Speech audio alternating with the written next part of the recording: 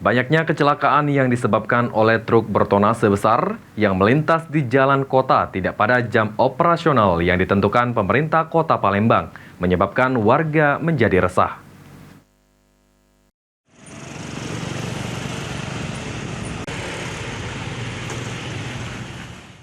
Banyak kejadian kecelakaan karena truk bertonase besar melintas di luar jam yang ditentukan pemerintah Kota Palembang, membuat warga menjadi resah. Salah satu warga, Ismail, mengaku resah dengan banyaknya kecelakaan akibat truk bertonase besar yang melintas bukan pada jamnya. Mana Pak kita? Resah lah, kan bagi warga ini resah kan. Kalau baca tuh jangan sampai kurang lagi lah. Daripada pemerintah kan Harus ada solusi lah Kak ya. iya, solusi. Biar warga nih ngerasa nyaman. Iya. Pertama kan kita sebagai pengguna motor ya. Jangan sampai kurang lagi ya kemarin.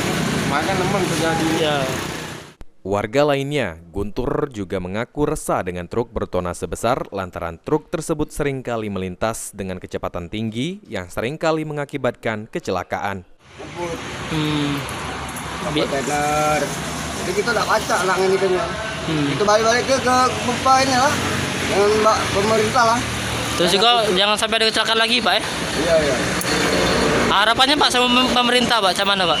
Ya, harapan dengan pemerintah ya Pak, dibenahi lah. Ya solusi lah Pak ya. Solusinya.